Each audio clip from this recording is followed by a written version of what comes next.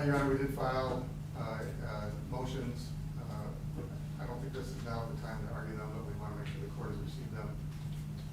And if the court wants any additional argument on the motions, they'd like to let us know.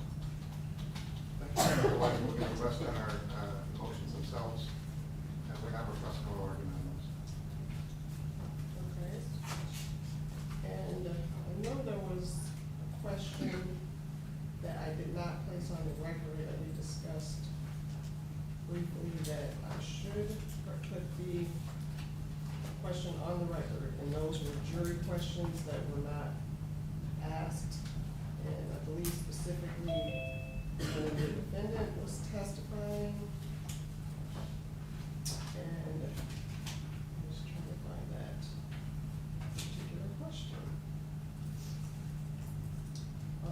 But aside from that, once I locate that, then I'll read it on place it on the record, because I do believe that questions that were not asked should be placed on the record, so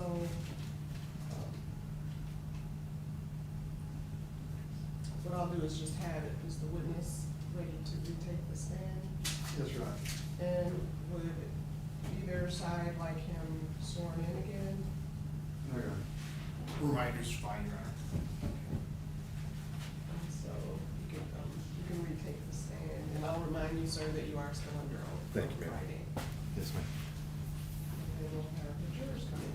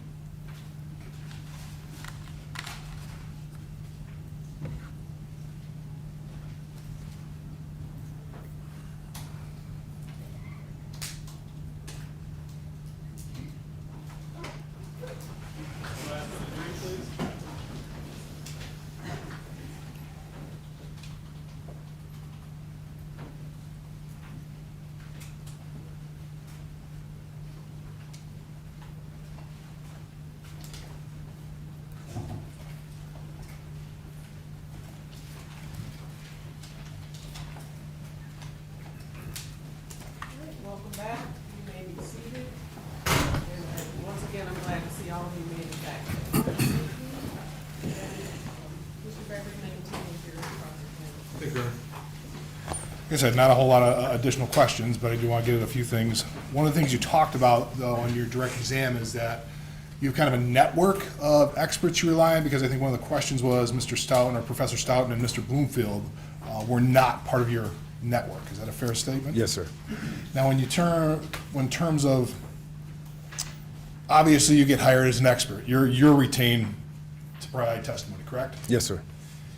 When you give a defendant access to the expert, do you get compensated for that as well? No, Is it sir. on top of, you get paid for this, do you get paid for No. giving them access to these other experts? No, we don't charge a referral fee in our process, no. But Mr. Bartel would be part of your network, if you will. Yes, we would reach out to Mr. Bartel if his CV supported the need, yes. And Mr. Blake would be part of your network as well. I don't know that we've ever used Mr. Blake, but I would certainly consider his CV if we needed it, yes. What about Dr. Kroll? Is Dr. Kroll part of your network?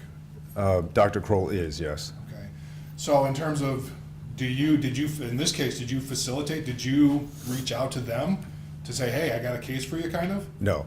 Okay. But that you provided that information to the defense so they could reach out for this case? I don't know, I think they had already found them in this case. I don't know that I actually referred them in this particular case. We talked a little bit about the International Chiefs of Police and the foot pursuit policy. Yes, sir. And then, like you said, it's not mandatory, it's adopted, correct?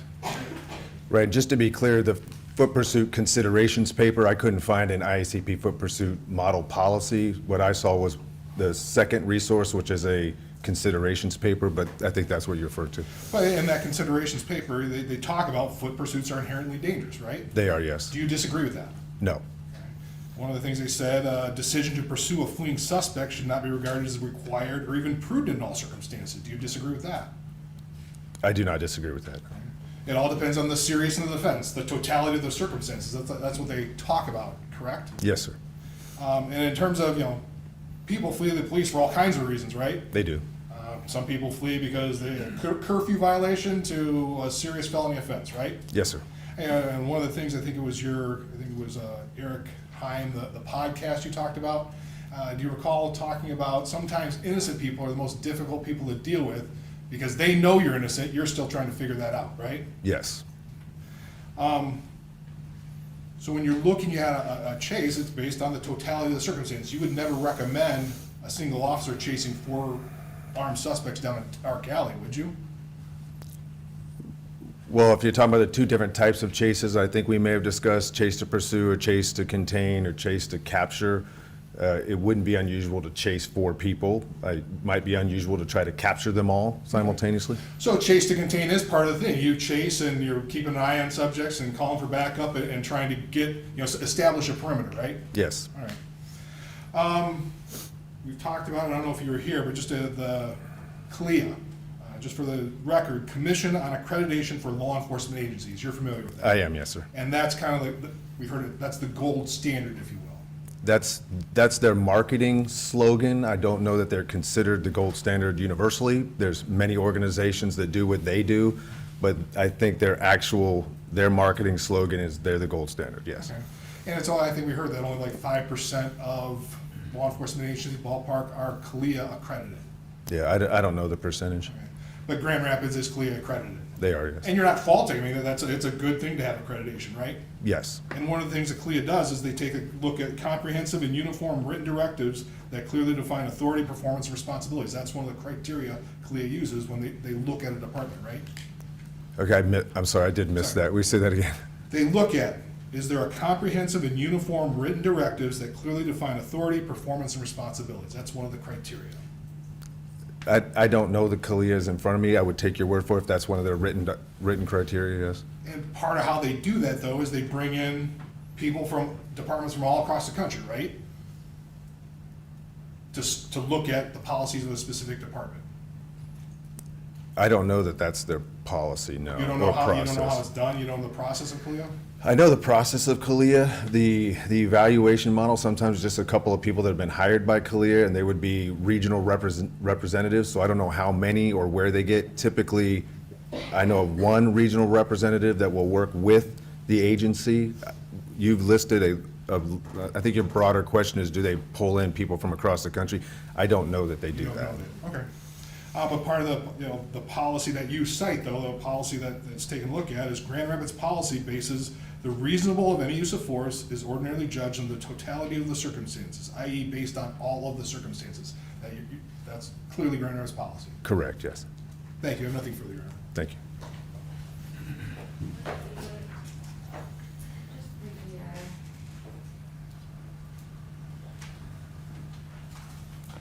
Good morning, Mr. Kliem. Good morning. On Friday, you were asked some questions about who Force Science has consulted with in this case. And you previously testified you've consulted with defendants, students, community members, and prosecutors. Has the prosecutor's office in this case ever consulted with Force Science? Yes. And are you aware of whether the Michigan State Police investigators that are involved in this case has ever attended a Force Science course? Yes. Do you recall when approximately we retained Force Science? I believe ultimately it was September of 2022. Have you ever met with or talked with Officer Schurr about this case? No. Did you have any part in preparing Officer Schurr for his statement? No. Thank you. Just one question, we never consulted with you on this case. Not on this case, no. There's been years in the past. Yes, Not on this case. I think there was maybe just 2 in the past, 2017 timeframe. Thank you. I remember. Nothing further, Your Honor. We see a couple of questions on the agenda, so I'll have my clerk come and wrap those for you.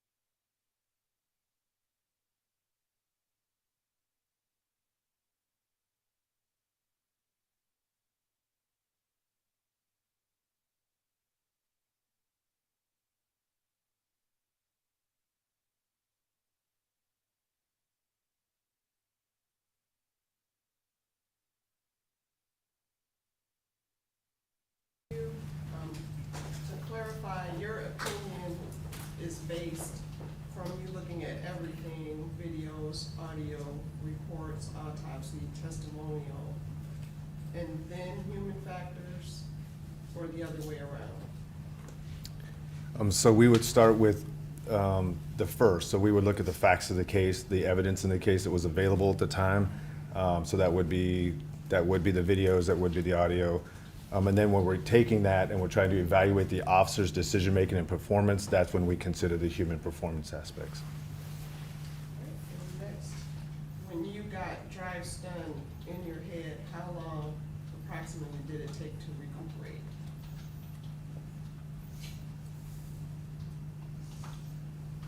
Well, once I realized that I was okay, it was probably less than 30 seconds. I think the initial shock of it probably took more time than the recovery did. And then next, if the subject didn't have full control of the taser during the time deadly force was used, would you still consider it a reasonable action? Or is this what makes it reasonable? Yeah, it's again, the standard I'm using is, could a person in the officer's position, knowing what they knew, reasonably believe? And so we don't look at actual threat, we look at apparent threat based on the available information to the officer. So if we later learned that if the officer reasonably believed he had full control, and later learned that he didn't because we could watch a video or do a still shot, we analyze the case based on the apparent threat from the perception of the officer at the time, not what we would later learn. I'll just stop there. I think that answered it. Any follow-up from that, Ms. Hamilton?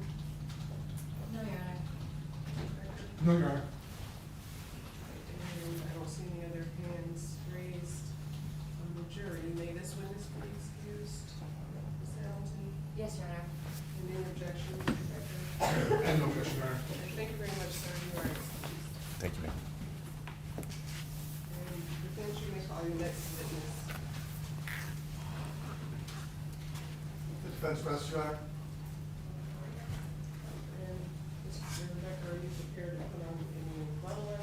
do have one brief rebuttal witness, Your Honor. Okay, you may call that witness. Call Detective Dupree again.